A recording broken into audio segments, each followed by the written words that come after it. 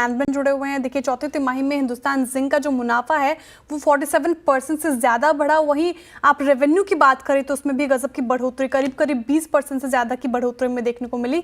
Quarter 4 नतीजों और future plan पर बात करने के लिए हमारे साथ जुड़ चुके हैं कंपनी के सीईओ और whole time director Arun Mishra ji. Arun ji, बहुत स्वागत है आपका सीएनबीसी आवाज पर। सुप्रभात सर।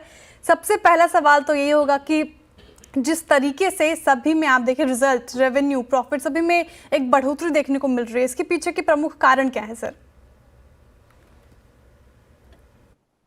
हमने रेवेन्यू जो है वो हमारे वॉल्यूम से जब कोर्स आया है, हमने करीब 1052 केटी लगभग करीब 1.05 मिलियन टन मेटल हमने प्रोड्यूस किया।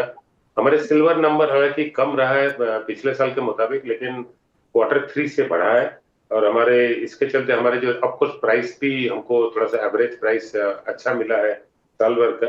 तो करीब 33,000 करोड़ हमारे जो रेवेन्यू रहा है, जिसमें कि एबिटा रहा है 17,465 करोड़ और हमारे प्रॉफिट रहा है 10,353 करोड़। तो ये उसमें कॉस्ट का बहुत बड़ा योगदान है। कॉस्ट हमने काफी कम रखा है। साल भर का कॉस्ट करीब $1,052 पर टन रखा है। क्वार्टर 4 में हमने कॉस्ट अचीव किया है 994 पर टन, जो कि काफी काफी हमको लगता है 15-20 क्वार्टर में सबसे कम कॉस्ट।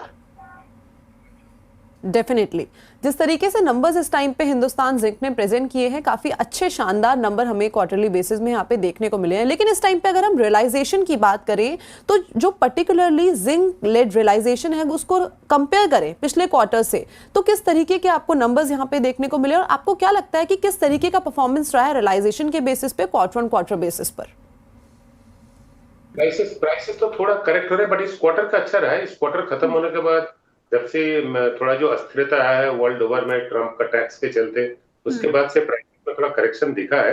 बट वो 2500 तक जा चुका था, फिर उससे उभर करके आया है, अभी 2650 के आसपास है। अब मुझे लगता है कि आगे चल के $2750 पर टन तक की जिंक का प्राइस जाएगा। अगला 6 महीना तक ऐसे ही रहेगा, जब तक ना ये वाले मामले है वो सेटल कर जाता है अपने आप में, नया सप्लाई लाइन से एस्टेब्लिश हो जाता है, तब तक की सिचुएशन रहेगा।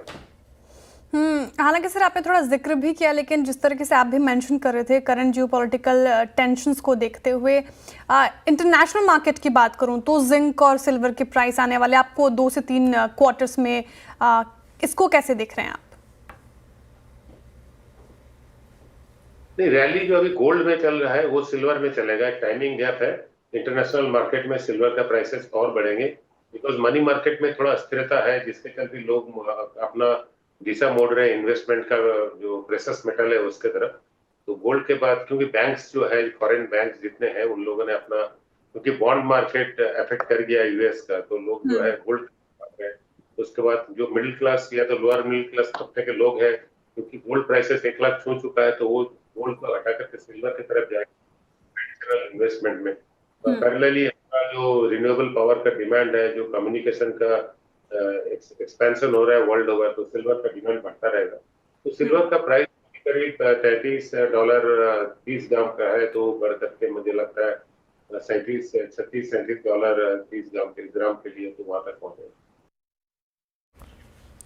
ओके सर, अब कैपेक्स पर भी मैं अपना सवाल पूछना चाहूंगी। देखिए क्वार्टर 4 में कैपेक्स कैसा रहा, ये सवाल। दूसरा, आप इसकी गाइडेंस क्या दे रहे हैं इस वक्त?